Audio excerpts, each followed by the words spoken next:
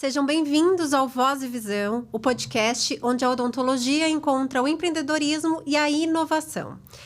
Nesse episódio, nós temos um convidado mais do que especial, mas antes de passar a palavra para o meu parceiro de bancada, Leandro Lécio, fazer a apresentação, eu queria falar dos nossos patrocinadores. O RID Institute, que é uma escola de pós-graduação, a SG Solution, que é uma Smart Solution, uma empresa de biomateriais, e a Cravo e Canela Doces, que sempre nos patrocina através aí da doçura dos seus doces. Bom, Leandro, vamos lá? Vamos lá. Cara, primeiro que assim, é um prazer imenso falar de um amigo de longa data. O interessante é que a gente se conheceu de uma forma meio diferente, né, Gustavo? A gente começou a bater um papo por telefone a respeito de um projeto que tínhamos em comum, falar de engenharia de tecidos naquela época. E o Gustavo, muito gentilmente, ainda quando estava no Rio de Janeiro, deu uma super atenção, a gente teve afinidade de primeira, né?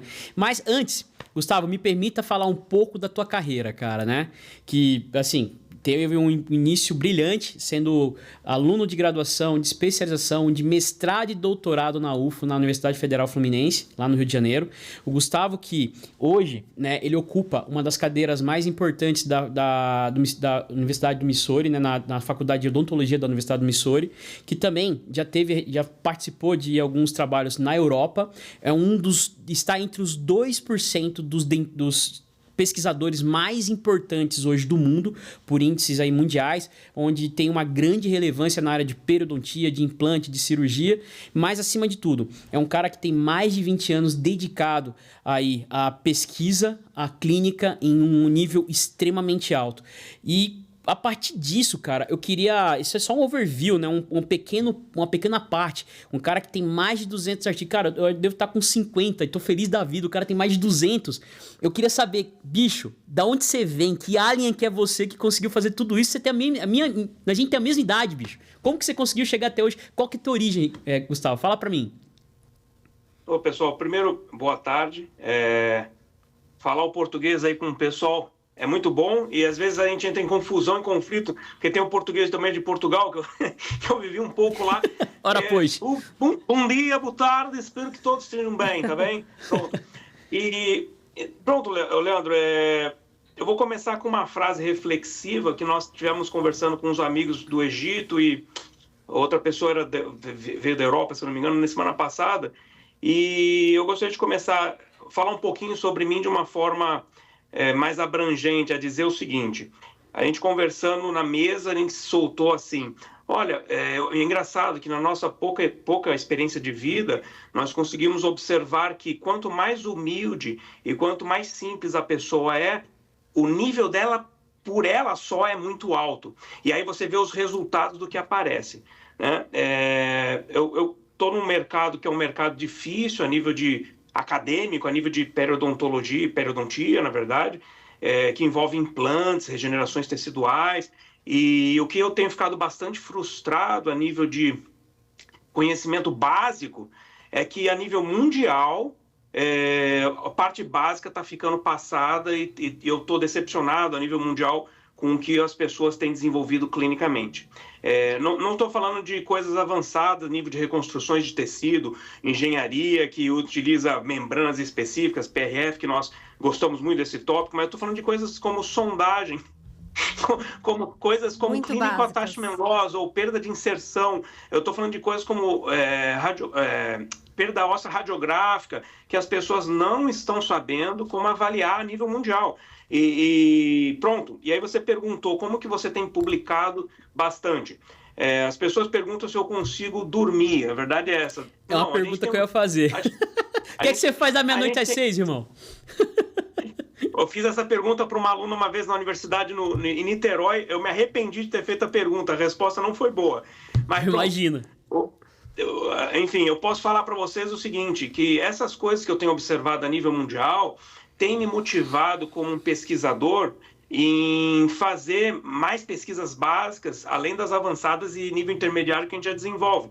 Mas tudo isso não é Gustavo Fernandes, não sou eu, é um Herol. Eu tenho um grupo a nível mundial que eu trabalho junto.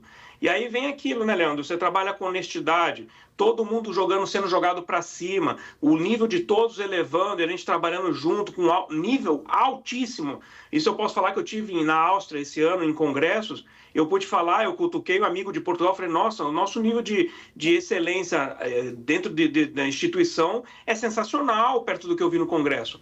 Eu vi, e aí eu posso falar abertamente, eu sou às vezes um pouco sem filtro e muito verdadeiro, eu tenho que polir um pouco mais. Mas no congresso eu fiquei decepcionado de professores renomados fazendo cirurgias não necessárias para mostrar o produto. Pronto, isso acontece. Mas eu estou falando de congresso mundial top e pessoas renomadas. Eu fiquei decepcionado de ver isso com a universidade que era e os professores que eram. Mas pronto, tirando isso, a minha motivação vem de ver falhas, vem de ver problemas. E eu, como um pesquisador, que eu fui criado nesses 20 anos de pesquisa especificamente, em criar questões que possam ser soluções, né? Então, quando eu vou dar uma aula, eu não gosto de dar aula apresentando o artigo do amigo, embora eu use como referência. Eu gosto de apresentar o que eu gosto de desenvolver, o que eu estou desenvolvendo, o que o nosso grupo trabalha. Então, eu gosto de responder as perguntas que são levantadas. Porque no congresso nós vamos e nós vemos bastante clínicos, muitos clínicos. E eles mostram os artigos, e às vezes até o meu artigo é usado. Eu vi isso num congresso lá na Espanha. Então, é legal, só que às vezes as pessoas perdem o senso de desenvolvimento científico, que eles são mais clínicos do que pesquisadores. E eu venho desde 2006 ou 2005, mais ou menos, que para cá eu venho desenvolvendo ambos juntos e tentando fazer num alto nível, né? Eu tenho uma base bastante forte a nível de pesquisa e, além desse currículo que você falou do Brasil, eu fiz um novo mestrado em Portugal e eu revalidei, né, o doutorado em Portugal. Então, quer dizer, para reforçar a nível europeu o que nós temos feito. Não sou o melhor, não sou perfeito, mas tenho buscado ser melhor a cada dia e tentando dar esse espaço com bastante humildade. E eu acho que isso é um princípio básico de vida e princípio de honestidade com tudo que nós fazemos. Sim. E como é que você chegou nesse estágio para trabalhar internacionalmente com a periodontia? Como é que foi o seu caminho, Gustavo? Excelente pergunta. Pronto, a minha ideia de primeiro deixar o Brasil não estava fácil. Eu estava bem estabelecido em Niterói, Rio de Janeiro, trabalhando provavelmente uns 32 consultórios, até onde eu me lembro de cálculo.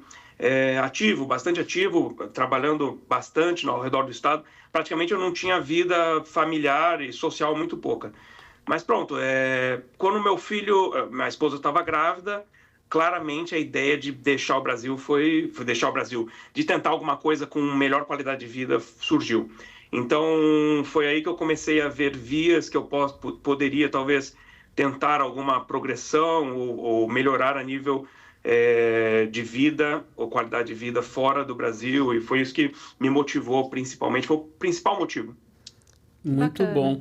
Cara, essa transição da clínica para pesquisa nem sempre é tão fácil, né? Eu falo porque, bicho, você tem que se desdobrar de tudo quanto é jeito. Eu, por exemplo, eu começo a estudar depois das 10 da noite, né? Porque eu preciso resolver todo o meu dia, a parte de empresa, a parte de clínica, principalmente, a parte acadêmica, para depois falar de artigo, para ter tempo de falar de artigo. Inclusive, um exemplo, quando eu estava no mestrado, quantas vezes eu tinha que chegar às 6 horas da manhã no laboratório, ficar até 10 da noite, ficar lá, talvez até tentei dormir no laboratório para não perder tempo, né? Durante o trabalho que a gente estava fazendo. E aí eu pergunto para você, o que te motivou a seguir esse caminho acadêmico-científico dentro da odontologia, cara? Pronto, deixar claro o seguinte, eu sou na universidade aqui, eu sou clínico, eu não sou pesquisador, só para deixar isso claro. Eita, não sabia disso. Eu trabalho na universidade 4 dias, full time, de 8 da manhã às 5 da tarde, como clínico, tá? Só para deixar claro que eu não sou pesquisador na universidade, mas é parte da carreira acadêmica, tudo bem? Pronto, Gustavo, a tua pergunta, Leandro, foi boa, na qual Gustavo, como é que você migrou ou faz essas coisas? Pronto, realmente a gente tem que dedicar um tempinho a mais, eu deixei isso bem claro para os meus supervisores responsáveis, que eu preciso chegar pelo menos 1 hora antes aqui, começa às 8, eu chego às 7h15, eu já estou no trabalho, eu não tenho hora de almoço, meio-dia eu não paro, todo mundo para, eu não paro, e às vezes a gente prolonga um pouquinho depois das 5h30, 6 horas, para ter pelo menos umas 2 horas, 2 horas e meia de trabalho extra um pouquinho a mais por dedicação. Isso é uma escolha minha, ninguém está me obrigando mesmo. Então, eu tenho que estar sempre atualizado, antenado, e a migração da parte clínica vem por conta de eu me perguntar por que eu fiz um doutorado? Né? Eu fiz o doutorado para quê? Para ser mais um clínico com um diploma na parede? Desculpa, eu respeito a todos, mas eu não gosto nem de botar diploma na parede. Mas sala é parede branca. Eu não gosto. Porque eu acho que psicologicamente mostra poder, mostra as coisas. É legal, é interessante. Mas eu não estou preocupado com isso. Eu estou preocupado de dar resultado. É isso que eu estou preocupado. E a minha preocupação não é só de mostrar uma execução clínica, mas uma execução clínica baseada em evidências. E é isso que a gente tem trabalhado fortemente. Por isso que eu gosto, quando eu vou dar aula, eu gosto de mostrar o que eu tenho desenvolvido com um grupo, né? Porque eu tenho base científica para falar. Então, eu gosto de falar do que nós desenvolvemos. Às vezes, eu não tenho demasiados casos clínicos como eu queria ter, às vezes por falta de tempo para fotografar ou falta de tempo de acompanhamento. Por exemplo, só de manhã agora eu tive 13 pacientes, mas teve outro dia que eu tive quase 20. Então, por dia aqui eu vejo, às vezes, 35, 40 pacientes em um dia para avaliação periodontal, e a nossa rotina é um bocado acelerada aqui. Mas, deixar claro, de novo, eu sou clínico, mas tenho feito pesquisa. A pesquisa é parte que eu amo e que eu toco como parte da minha vida. Então, eu tenho que fundamentar as atividades clínicas baseadas em evidência científica. Fora disso, eu não gosto de trabalhar. Muito bacana. E, cara, é notório, é tácito que você talvez seja hoje, talvez não, tenho certeza que você é a maior referência científica hoje do Missouri, da Universidade do Missouri. O que mais inspira você nesse ambiente acadêmico norte-americano? O que mais traz, né, você... Por que você foi para os Estados Unidos, cara? Por que você... Primeiro, você não precisava estar nos Estados Unidos para ser quem você é, mas você acabou aceitando o convite para estar aí. Eu sei que você é um dos diretores hoje do Missouri, né? E o que te motivou aí para ir e ser a referência que você é hoje dentro da universidade? Leandro, vou começar com a experiência que eu tive no Brasil com pesquisa e migrar rapidinho por Portugal, onde eu tive uma participação um pouco mais breve, 3 anos. Eu falo para você o seguinte, primeiro, a gente tem um background, e quando eu via no Brasil minhas referências, meus professores orientadores, sensacionais, um nível científico altíssimo, eu comecei a falar assim, puxa, isso no Brasil é muito válido, muito bom, só que às vezes aparecer para fora do país, eles não são tão visíveis. Desculpa, vamos falar, o Neymar, vou simplificar, o Neymar está jogando, é um excelente jogador, jogava no Santos, só que se ele não vai para fora do país, ou não apresenta as coisas fora do país, ou não vai para um congresso internacional, as coisas ficam muito locais, né? Então eu tinha isso na cabeça, mas, de novo, eu não estou falando que eu mudei para qualquer outro local por conta de ciência. Eu mudei para outro lugar por conta de qualidade de vida. É isso que eu estava procurando quando minha esposa estava grávida, né? Pronto. Aí eu tive a oportunidade de trabalhar em parceria forte com Portugal, e eu tenho essa parceria até hoje. E eu comecei a observar algumas coisas. Eu falei, putz, eu tenho científico. Por que eu não aprofundo esse científico que na universidade em Portugal não é dos mais fortes? E aí eu tive a ideia de fazer o quê? Começar a desenvolver mais pesquisas. E a universidade não tinha muito recurso a nível de verba disponível para eu poder fazer as pesquisas. Então eu comecei a fazer mais a parte básica. E aí sim eu consegui movimentar algumas coisas e fazer outras pesquisas. Mas foi quando me deu o clique em 2020, eu falei, opa, eu tenho que valorizar mais o meu profissional, o qual vai valorizar automaticamente a universidade, e eu posso botar o que eu aprendi a nível científico associado à prática clínica dentro da universidade. E aí começou a surgir, em Portugal eu tive para lá de quase 22, 23 alunos mestrados, atualmente eu tenho 4 alunos doutorados, Espanha e uma em Portugal. Então, a gente continua fazendo nossa ciência e fazendo a parte de pesquisa. E por que eu comecei a fazer isso, migrando agora para cá, para a parte do norte da América? Aqui é muito valorizada a parte de pesquisa. E na universidade onde eu estou, trabalhando, ajudando aqui, vou falar para vocês que as pessoas são clínicas. E as pessoas que não são clínicas não estão no meu polo. Tudo bem? Então, nós temos 4 divisões da universidade em estados diferentes, na qual hoje eu posso calcular e falar precisamente por conta de citações e reconhecimento científico. Embora a universidade não seja muito forte em pesquisa, eu hoje sou o número 1 em odontologia na universidade por conta das referências científicas do que estamos desenvolvendo, entendeu? Você está levando o nome para cima, né, da universidade. Pronto, esse é o objetivo. O problema é quando você fala números, as pessoas torcem o nariz, as pessoas não gostam, fala que é egocêntrico. Poxa, mas números são números, resultados são resultados. Em 2 anos de trabalho em conjunto, eu publiquei, menos de 2 anos, 1 ano e 10 meses, eu publiquei 103 artigos. Quer dizer, eu estou trabalhando 103 e vamos falar que uns 60%, 70% em bons jornais. Então, isso faz a diferença. Quando você vê que tem um espaço para desenvolver, você pode desenvolver, excelente. O problema é que meus supervisores não permitem eu ter um dia de pesquisa e me dão um dia administrativo e 4 para trabalhar na clínica. Então, eu tenho que fazer hora extra, que também não é um problema, eu faço com muito prazer, para alcançar a excelência que eu pretendo dar aos alunos e à universidade e à instituição. Entendeu? Não sei se eu respondi a tua pergunta por completo. Maravilha. Mas... Cara, é o que eu penso na realidade. Pra você ter ideia, eu sofro dessa forma também. Na universidade que eu tô hoje, não é que eu... Assim, eu tô há pouco tempo na atual instituição que eu tô e, assim, de certa forma eu vejo, né? Que, assim, a galera que é mais clínica, os clinicians, não entendem o valor que a gente dá, né, para estar fomentando pesquisa, trabalhando, indo atrás de novos temas, tendo a curiosidade, e acabam meio que torcendo o nariz de certa forma, né, Karen? Sim. Você criou 2 protocolos de diagnóstico, né, recentes.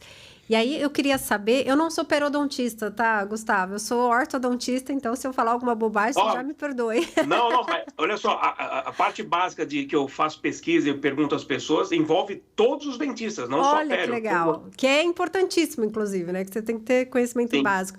Mas qual que é o impacto que você vê que esse protocolo gerou ou vai gerar para o clínico? Pronto, a primeira coisa que eu já posso falar é o seguinte, as notícias chegam para a gente nem esperava, mas pronto. 2 semanas atrás, uma das dental hygienists assistente dentária, que trabalha junto conosco aqui, ligou para a Academia Americana de Periodontologia e queria saber uma referência para a parte básica de pério, por conta de sondagem, alguns detalhes específicos e tudo mais. E eu publiquei alguns protocolos a nível clínico para ser sequenciado e seguido para achar o diagnóstico com mais facilidade. É um protocolo com checklist. Né? E eu publiquei algumas outras coisas de ferramentas que nós estamos em desenvolvimento ainda. Pronto. E aí ela ligou para a Academia Americana de Periodontologia, eles pediram algum tempo, me dá um dia, pelo menos eu vou ligar para o responsável e tal. Ligaram para a Universidade de San Antônio, que é uma universidade lá para a parte do Texas, que é famosa e grande. E aí ela voltou a ligação no dia seguinte e falou assim, olha, o artigo que a AP está recomendando, embora não seja oficial da AP, é um artigo de um professor chamado Gustavo Fernandes. E eles estão usando na Universidade de São Francisco, no Texas, e eles estão recomendando esse artigo que a literatura básica é muito boa e muito forte. E é assim que eu gosto de trabalhar. Por que eu estou falando isso? Eu estou observando... Não vou falar o nome do país, mas eu estou observando ao redor do mundo, vamos falar assim, as pessoas inflando o periodontal chart para poder falar para o insurance que tem periodontite onde não tem gengivite somente. E aí eles fazem um tratamento que é mentiroso, desculpa, é forte, mas a palavra é fraudulento e incorreto. Porque senão você vai ter que causar uma iatrogenia. Então eu estou vendo que muitos antigos dentistas e novos dentistas talvez sejam um pouco mais atualizados, mas muitos antigos dentistas veem uma bolsa lá, uma bolsa de sondagem de 5 milímetros, 6 milímetros, e já fala que automaticamente tem perda de inserção. E isso me irrita, porque esquece de checar a medicação, o histórico, problemas sistêmicos. Então, quer dizer, a gente está desenvolvendo alguns protocolos muito básicos, mas muito básicos. Talvez... toma um tempo inicial de consulta, mas que é completo para você conseguir alcançar um objetivo ideal, um diagnóstico ideal e mais correto possível, entendeu? Então, pronto, eu tenho trabalhado intensamente nisso e fiquei honrado quando eu recebi a notícia que eles estão usando o meu artigo, porque eles não chamam de nós para falar, né? Mas eles dão a notícia do que está sendo utilizado. E a outra universidade que está utilizando não é a Universidade de Boston, é a Universidade Goldman, eu esqueci. É uma lá de Boston que o aluno falou que o professor dele inseriu o meu artigo e deu para os alunos estudarem da parte básica. Quer dizer, a parte avançada, Leandro, nós trabalhamos, correto? Nós desenvolvemos material, é minha vida, biomateriais. Agora, a parte básica está ficando esquecida. Então, eu comecei a publicar uma série de artigos envolvendo parte básica de periodontia, vamos falar em pelo menos uns 6 ou 7 artigos, que reestrutura como nós devemos avaliar o paciente para observar de uma forma completa, a nível também oral e sistêmico, os pacientes, entendeu? Isso é muito bom. Isso vem de encontro com a proposta da nova classificação de 2000, que não é tão mais nova, né? Já tem 8 anos, de 2017, que o Tonete tanto, apesar de ter sido o chair o head dessa nova classificação, é o cara mais crítico dela, se for pensar de uma forma mais ampla hoje. Você acha que, então, as ideias do Tonete estão certas com relação à nova classificação e o que você está fazendo vai de encontro com os conceitos dessa classificação de 2017, cara? Excelente pergunta. Como eu falei, eu sempre trabalho com evidências. Eu não vou criar nada do empirismo, nada que seja fora de básico, de estrutura, de evidências básicas. O artigo que eles publicaram é o artigo que eu tenho que usar como base. Né? Aí eu pergunto numa sala de aula para professores e alunos, qual é o parâmetro periodontal mais importante? As pessoas, sondagem, não é, A pessoa não está estudando, né? Uhum. Aí eu pergunto, o que é importante para periodontite? Sangramento é sondagem. As pessoas precisam estudar, né? Então, claro, a primeira ponto. Sim, básico, muito básico, eu utilizo a classificação que eles publicaram, né? Pessoalmente, eu conheço o Davi Herrera, que trabalha com o Mariano Sanz. A gente conversou agora há pouco tempo, que lá a gente esteve junto na Áustria. E eu assisti particularmente eu tentei falar com o Tonete, não consegui, mas eu assisti uma palestra dele, fenomenal, sensacional. Eu só fiquei um pouco frustrado. Eu fiquei um pouco frustrado que ele soltou na palestra dele lá na Áustria esse ano, dizendo que periodontite estágio 1 é muito difícil de diagnosticar comparado a gengivite.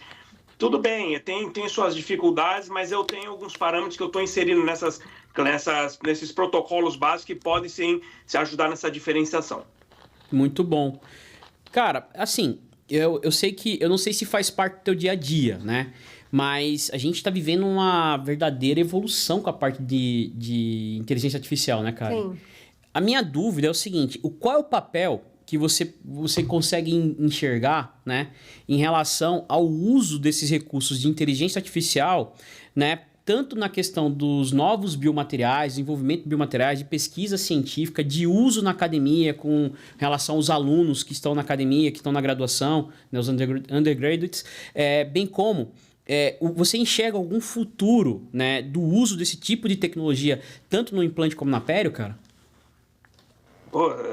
Pesada pergunta e excelente, por sinal. Pronto.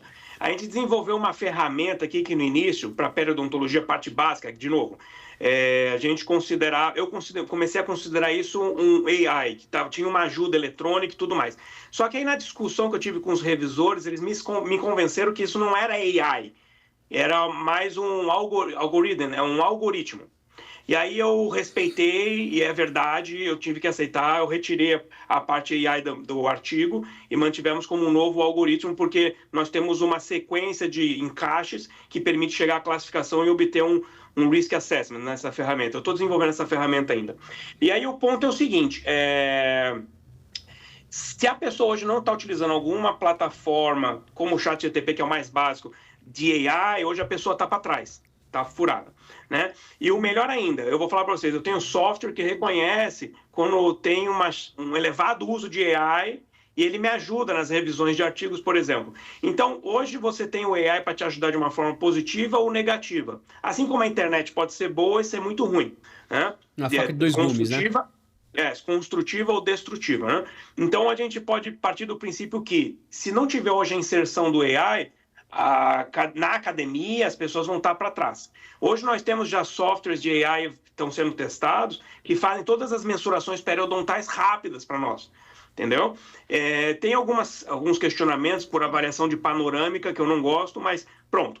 E a minha opinião é o seguinte, se você hoje não está antenado com AI ou pelo menos alguma das ferramentas ou não utiliza para te ajudar em alguma progressão, eu não estou falando que é para utilizar para escrever seu artigo, por favor.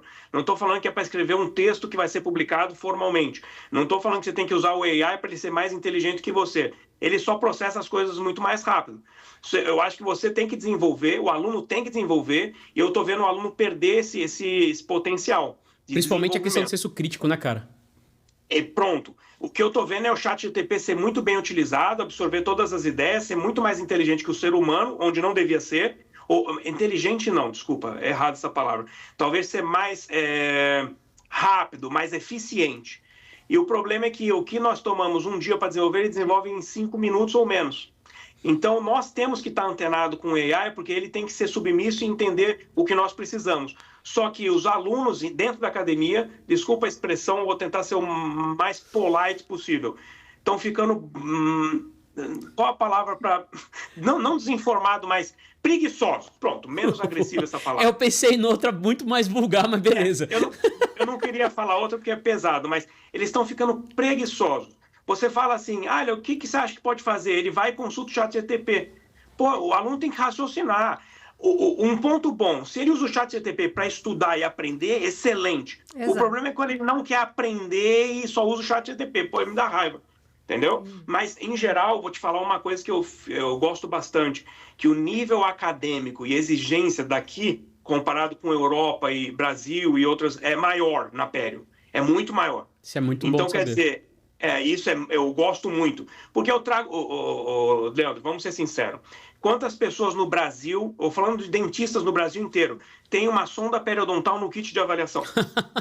Amigo, isso é uma discussão que eu já perdi faz tempo, cara. O cara que é especialista não tem, pra você ter ideia, o especialista não tem. Desculpa, então a gente está para publicar numa revista muito forte, o editor já está esperando a gente enviar essa research letter, mostrando porcaria a bomba que nós temos a nível mundial para periodontologia básica. As pessoas sabem fazer levantamento de seio maravilhoso, é minha rotina, eu amo.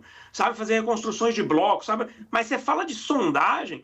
Pô, eu estou falando de participação de pessoas nesse estudo aqui, são pessoas que, como por exemplo o Dean de Harvard, que respondeu. Nós estamos falando da Complutense, o pessoal respondeu. Eu não estou falando de qualquer um, também não estou falando se ele está fazendo certo ou errado. Tá? Eu estou deixando um panorama geral do que estou observando e acontecendo. Né? Eu estou falando, e vou falar para vocês, o que tem me deixado chateado é ver, por exemplo, regenerações com HBMP e a pessoa não sabe fazer uma sondagem adequada seguindo a literatura. Isso é um corte que eu vou querer, faz questão, Diego, de você guardar, porque isso vai para se você me permitir, vai para minha aula a partir de agora, cara. Exatamente o que você falou, porque, cara, a gente sofre muito com isso. Quando eu peço um instrumental dentro da graduação, eu já falei, não, eu vou ficar tranquilo. Quando eu peço na pós-graduação, minha vontade é de arrancar a cabeça do aluno, né? Mas, paciência, não posso, a lei não permite, né? Não, e Leandro, eu vou te falar mais uma coisa. O que acontece? Eu tive uma reunião com o responsável aqui da instituição, e eu fui falar, olha, não pode ser assim, tem que ser assado, eu estou mostrando artigo, tem que mudar. Não, mas é assim há muito tempo, os Estados Unidos é assim, na Norte da América o pessoal trabalha assim. Não, beleza, mas eu estou mostrando artigo que estão fazendo errado. Tal. Aí ele vira e fala assim, vocês são da Pério, vocês dão suporte aos outros da clínica, que os outros são os diretores responsáveis pela clínica. Vocês são responsáveis somente pela Pério. Quando ele falou isso, eu achei que ele deu um nível de importância tão baixo para a Pério, que a gente está lá para dar o suporte, mas que o outro diretor responsável pelos grupamentos da clínica que define as coisas como tem que ser. Quer dizer, porque no Brasil é diferente. Desculpa, eu estou tentando falar de uma forma que às vezes as pessoas não entendam. Quando você fala periodontia no Brasil, você tem a clínica da periodontia. Aqui não, é uma clínica integrada, assim como na Europa. Na Europa a gente tinha divisões também. Pronto. Aqui é uma clínica integrada, na qual tem os responsáveis clínicos gerais, e nós somos responsáveis da Pério, que é inserido dentro desses responsáveis clínicos.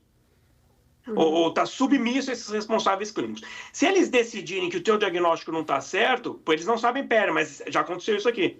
Ele vai perguntar para outro professor só porque o outro professor talvez tenha nascido por aqui, percebeu? Não vou entrar fundo nesse assunto. Sim. Mas pronto, então tudo bem, não tem problema. Agora, o problema é quando outro professor, 10 anos, não sabe o que está diagnosticando. E aí, 10 anos trabalhando aqui, ensinando os alunos a fazer raspagem e diagnóstico errado, que eu tenho uma série de casos, mas ele é o director. O aluno pergunta para ele, por que tem que ter tal procedimento para conseguir isso aqui? Porque eu sou o director aqui. Pô, a resposta não é conivente com um nível acadêmico mínimo, básico, ou excelente. Então, quer dizer, eu tenho visto algumas coisas acontecerem, isso não é uma crítica, mas uma reflexão para todos que querem assistir e para mim também. Eu vou continuar mantendo o nível científico baseado em evidências, o nível clínico baseado em evidências, não vou fugir disso. Se me pedirem para fazer errado, peça para qualquer outra pessoa, para mim não, porque eu não trabalho com, desculpa falar direto, não trabalho com fraud insurance, eu trabalho com o que é honesto. Então, se as pessoas quiserem apoiar o fraud insurance, aumentar sondagem, aumentar o que quiser para conseguir mais dinheiro em cima de insurance. Insurance é a seguradora, né? Uhum. O seguro-saúde. Eu não trabalho com essa perspectiva, eu trabalho com o que é excelente. Para mim tem que ser o correto. Se você não trabalha com o que é correto, não dá para trabalhar comigo, não tem problema. Agora, eu sou honesto, vou ser transparente e as pessoas às vezes não gostam de ouvir esse tipo de comentário na cara. Desculpa falar direto assim, que eu posso falar o português bem brasileiro para o pessoal entender. Sim. E você trabalha analisando cases do mundo inteiro. Em que momento, na sua opinião, isso se perdeu, essa base, assim, essa atenção ao diagnóstico? Eu vou ser bastante crítico ao que eu já vivi, pronto. Porque não são todas as instituições no Brasil que são desta forma, mas eu trabalhei numa periodontia acadêmica no Brasil que eu fiquei chateado de ver quando eu fui para Portugal. E quando eu trabalhei com o pessoal em Portugal. E quando eu trabalho agora com o pessoal aqui. Por quê? A valorização da periodontia no Brasil, onde eu trabalhava, as pessoas faziam sondagem, a gente observava, era mais produtiva do que tentar fazer um diagnóstico correto. Então, era mais tentar resolver o problema que o paciente tinha do que tentar dar um diagnóstico e mostrar o valor daquela importância daquela periodontologia ou da periodontia associada ao sistêmico, por exemplo. Quando o paciente tem diabetes, quando o paciente tem outras doenças sistêmicas, como se fala em Portugal, fumador, ou que fuma muito. Então, quer dizer, esse ponto, quando eu estava no Brasil, eu senti muita falta quando eu observei a periodontia a nível mundial. Eu falo para vocês que comparando a Europa e Norte da América, aqui eu acho mais rigoroso do que na Europa, mas a excelência que eu vejo na periodontia a nível europeu, e eu pude falar isso para pessoas específicas da EFP, que é a Federação Europeia de Periodontologia, que para mim hoje a EFP é mais conceituada e mais nivelada a nível científico do que a AP. Não estou fazendo uma crítica, não é uma crítica, é uma observação pessoal. Não, quem discordar não tem problema, por favor, mas eu vou falar para vocês que a variação por conta talvez do número de países e da excelência do que eles vêm levando as coisas, a EFP tem mostrado para mim uma excelência muito alta e eu conversei isso com uma pessoa do board lá e eu fico feliz de ver essa evolução da forma que eles estão levando. Muito legal, muito bem. Para a parte de carreira, vamos falar um pouco de carreira agora, que eu acho que é importante, né? Você tem hoje, né? Você é um cirurgião dentista renomado mundialmente, né? O exemplo, você está lá entre os 2% dos maiores pesquisadores do mundo, né? Eu sei que tem muito dentista brasileiro que tem essa vontade, né? De conseguir, né, cara? Então, talvez seja isso. Ainda mais agora, né? Que aqui você deve estar acompanhando daí. A gente teve um boom de faculdades de graduação, de alunos de graduação. E o mercado, ele não está dando conta de suportar tudo isso. São 440 mil CROs. Sim. Claro que a gente não vai nem entrar na questão da qualidade desses profissionais, porque eu acho que é outro... É para outro dia. Você acabou de falar. Mas tá difícil trabalhar como clínico, ainda mais para quem está entrando no mercado agora. Então, você acha, depois de tudo que você passou, né, que é uma opção, que de fato vale a pena, porque não é fácil, você ainda tinha um acadêmico aí atrelado? Eu vou dar um panorama do que eu conheço a nível europeu e Norte da América, tudo bem? Pronto, primeiro ponto. Fazer uma self-reflection, uma auto-reflexão do que você quer para a vida, primeiro. Porque eu vejo pessoas que vêm para fora e depois de 2, 3 anos voltam porque não aguenta, tudo bem? Primeiro porque fica com saudade de família, o laço afetivo não tem, você é sozinho, você tem que estar preparado para essas dificuldades. A nível de... Antes de chegar no acadêmico, tudo bem? Sim. Mas tem que se ponderando e se considerando isto, sim, é muito válido, mas, por favor, sempre leve em consideração, nunca há discriminação, mas há. Então, nunca há discriminação, mas há. Tudo bem? Aonde eu quero chegar? Se você vem para um local mostrando o teu melhor e os outros que são nativos aqui ou locais, de qualquer lugar do mundo, vão ficar com a orelha de pé e não quer talvez você na universidade. Então, quando você tem um currículo muito forte, como o meu orientador no Brasil tinha, e tentou aplicar fora, e falaram assim, você está aplicando para essa posição, você tem condição de ser o Dean. Ele falou, não, mas eu apliquei para trabalhar como chefe de setor. Aí ele falou, não, mas teu currículo é melhor que o do Dean, pô. Isso é meu orientador no Brasil.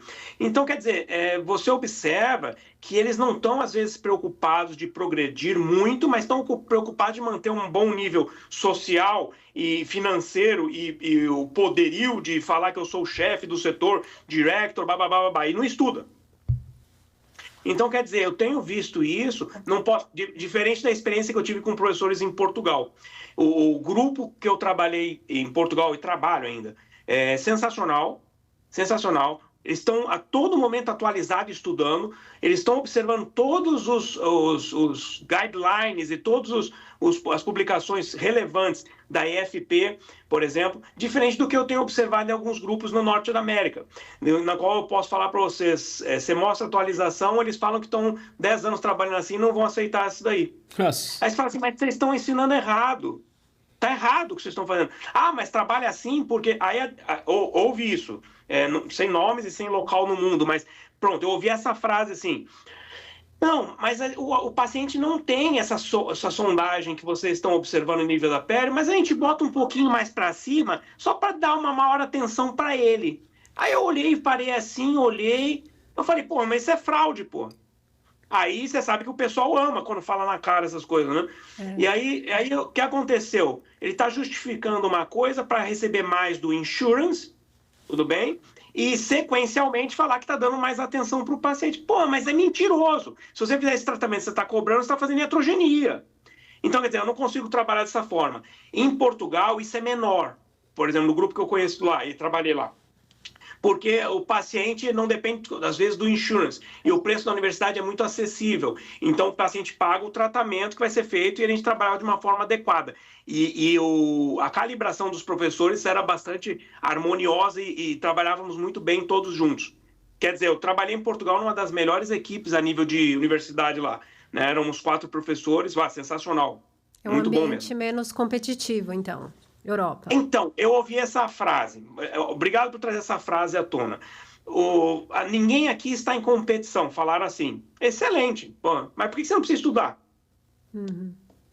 Então, estão ensinando errado, não fazem questão de ouvir quem está fazendo o que é o certo, porque eles querem manter o problema, porque eu falei assim, olha, eu levantei muitos casos que são gengivite recebendo periodontite durante muitos anos. Isso é errado. Eu estou querendo mostrar para vocês que precisa mudar as coisas aqui dentro. Eles já começam a ficar com a orelha de pé e com medo de você. Mas ninguém está ameaçando, eu só acho que tem que mudar. Porque o aluno sai daqui, sabe o que ele vai fazer, Leandro?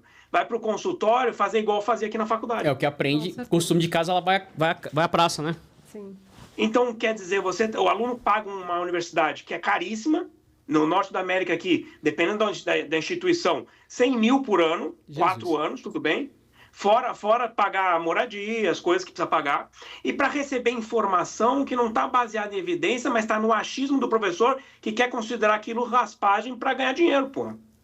Aí você fica assim, pô, que é isso? Hã? Então, pronto. O que eu posso falar a nível acadêmico? Você quer mudar para fora, é sensacional.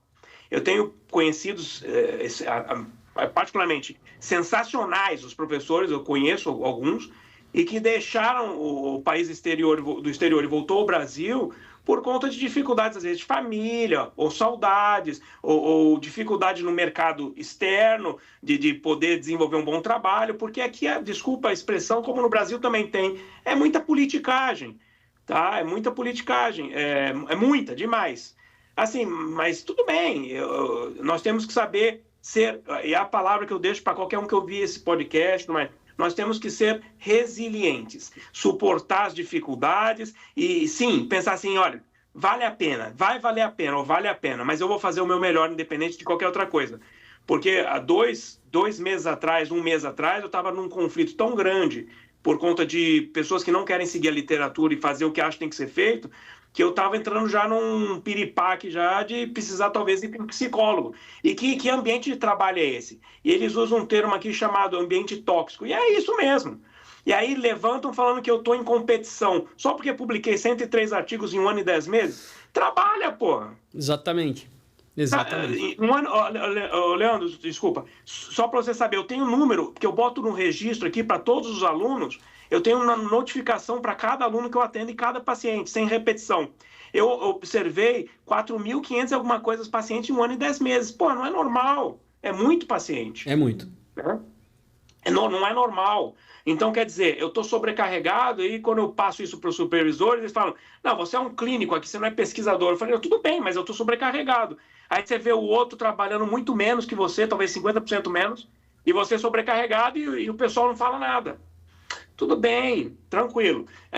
A vida fora não é simples, por conta de dificuldades mesmo emocionais, familiares, mas vale a pena se você mantiver sua resiliência, cabeça firme no propósito que você quer fazer com excelência. Sim, não é fácil, deixo isso bem claro, mas vale a pena. Muito bom. Cara, o diploma brasileiro, ele é válido? O de graduação, ele é válido nesses países da Europa, nos países da América do Norte? Como que é esse processo? Vou contar o que eu conheço, né? Na parte da Europa, você tem que fazer a tradução, se precisar traduzir para o espanhol, por exemplo. Em Portugal é mais fácil, porque é a língua do Brasil. Você pode fazer um corte das disciplinas que você já cursou no Brasil, mas não todas. Né? Desculpa falar, mas é uma forma também da universidade também conseguir ganhar um retorno financeiro. Não, protecionismo. Mas aí, até porque na Europa você tem que fazer pelo menos 1 ano, no meu caso foi 1 ano, agora já estão sendo cobrados 2 anos, quando eu estava com parceria em Portugal ainda lá, eles estavam já fazendo 2 anos de estudo por conta do mestrado, que é mandatório, é obrigatório em Portugal. Então, por mais que você tenha o diploma no Brasil e apresente lá, eles podem cortar algumas cadeiras, mas você tem os 2 anos do mestrado para cursar ainda. Então, quer dizer, você vai fazer um novo mestrado, foi o que eu fiz. Né?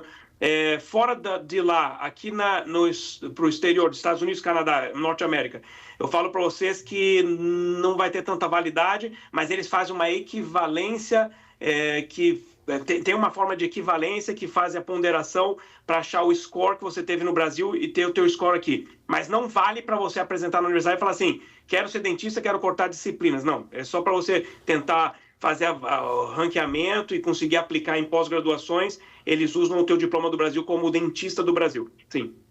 Muito bem. Ah, interessante. Que bacana. Esse perfil, você acha que a gente tem...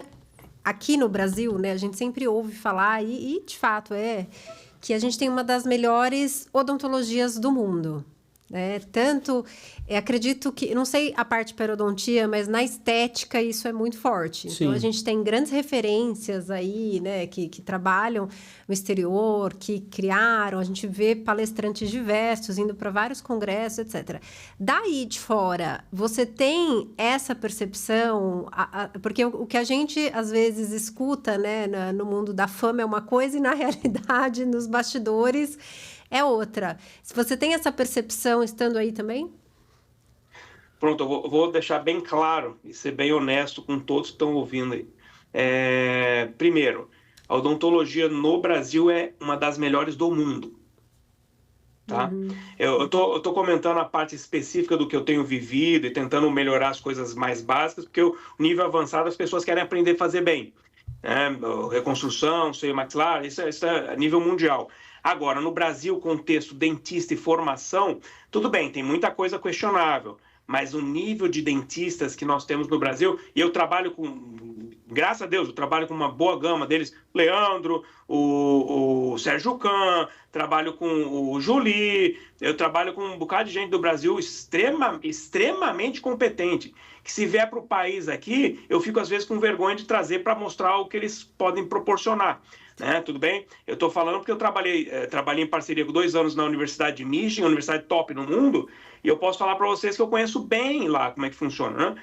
Então, tem um nível muito bom, mas o básico poderia ser um pouquinho mais elevado algumas coisas. Mas pronto, falando de odontologia, dentistry, o Brasil é sensacional, e a última palestra que eu dei no Brasil, a convite do Sérgio Can e a Alexandra também Tavares, eu estava no congresso lá representando Portugal na época, por conta da parceria, e eu falei, olha, parabéns a todos os brasileiros, porque eu tenho observado que a odontologia do Brasil, comparado ao exterior, tem um nível extremamente alto e, na sua qualidade geral, muito forte.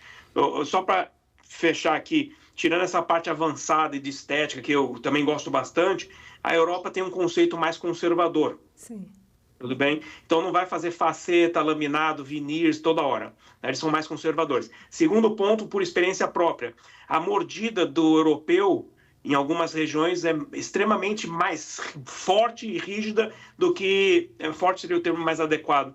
Do que o brasileiro, pelo menos nos consultórios que eu trabalhava. Então, eles vão para uma região de interior, por exemplo, a pessoa, não vou falar que come pedra, mas a mordida da pessoa é muito forte. Você bota as próteses, como a gente coloca no Brasil, vai quebrar tudo fácil. É fácil.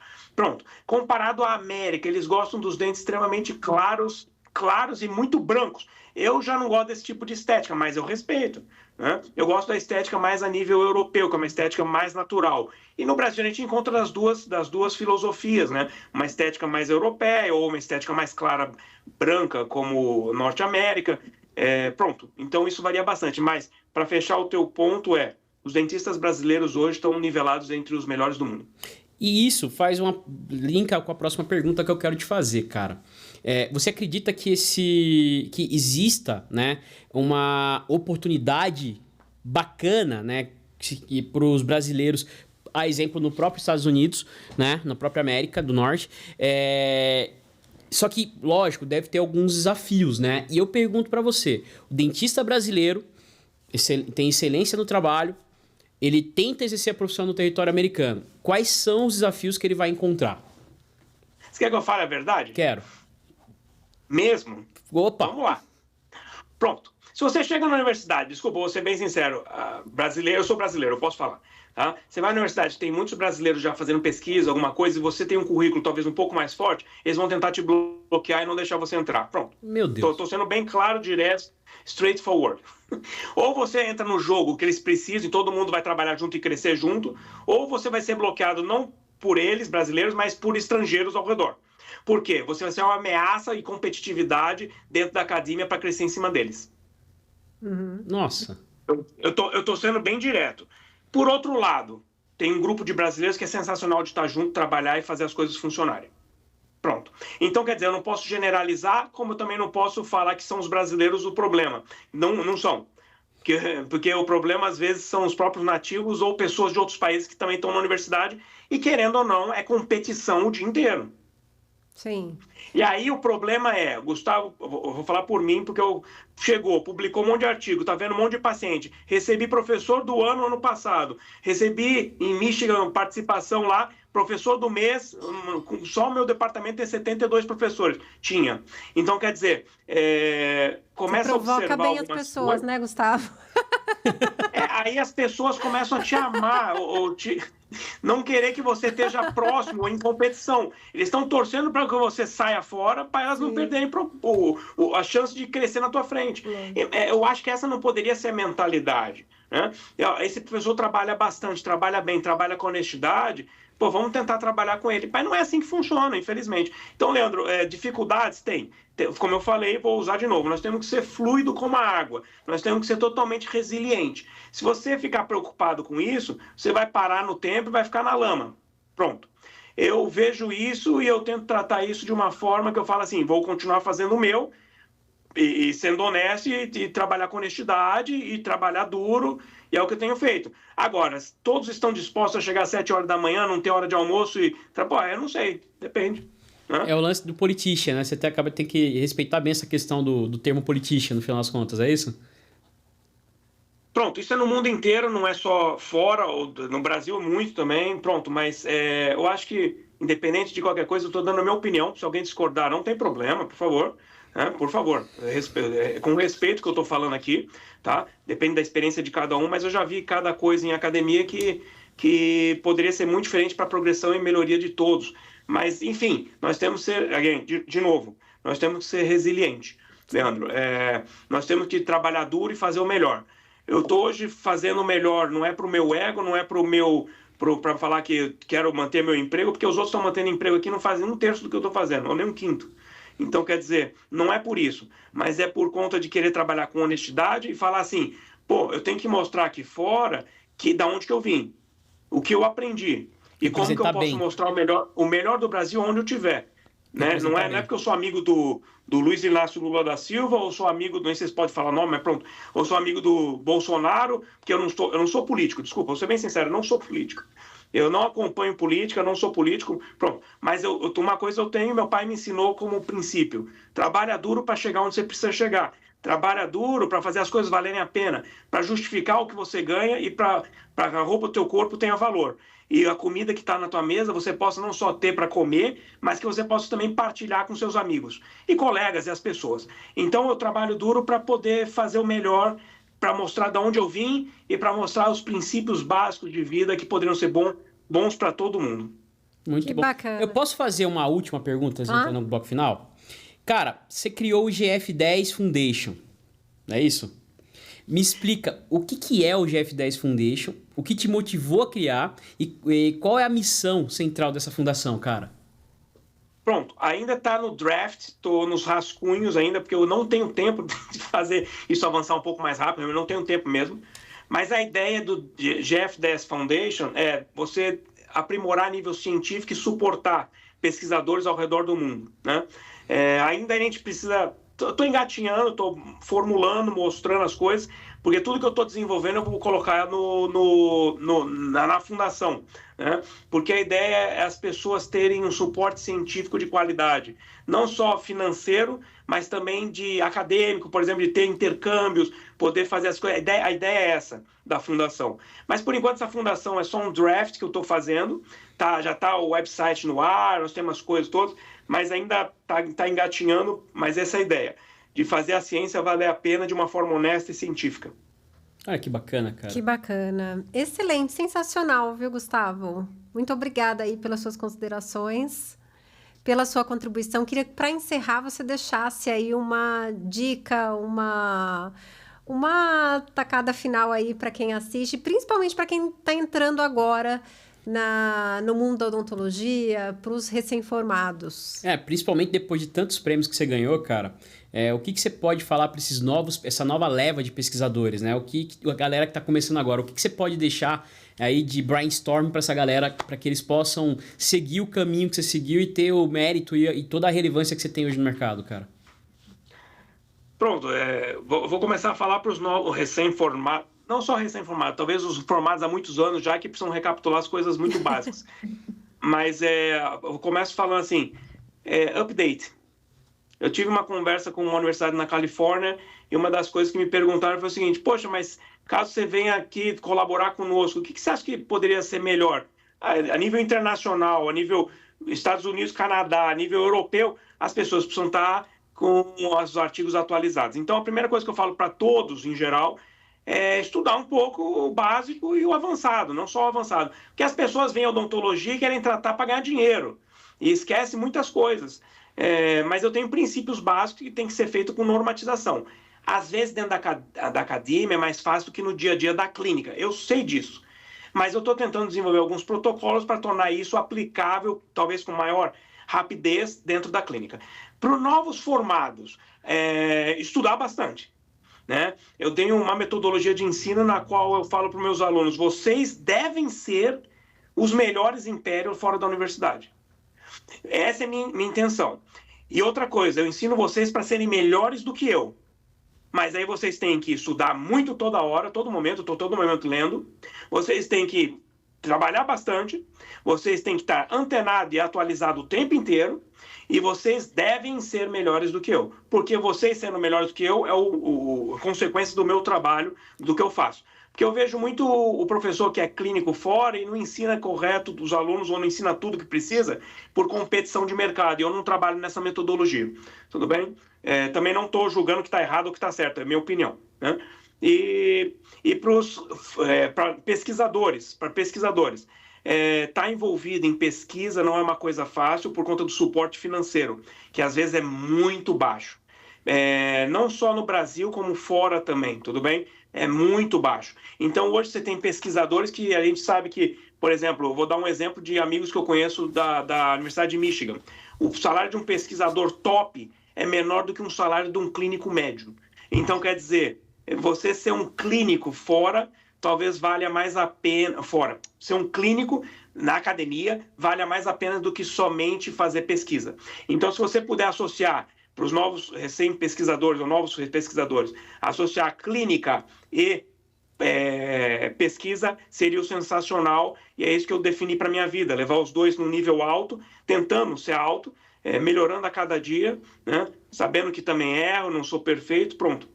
E às vezes não publico na qualidade que eu queria publicar mais, né?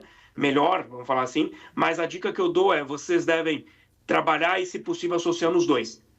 Clínica e pesquisa junto, porque valoriza bastante o nosso trabalho, valoriza bastante o que somos como dentista, a nível não só científico, mas clínico também. 3 pontos que eu queria deixar claro aqui. Você sabe que seu artigo foi citado recentemente por Maurício Araújo no encontro do ITI, agora que teve no Brasil. Não sabia, qual foi?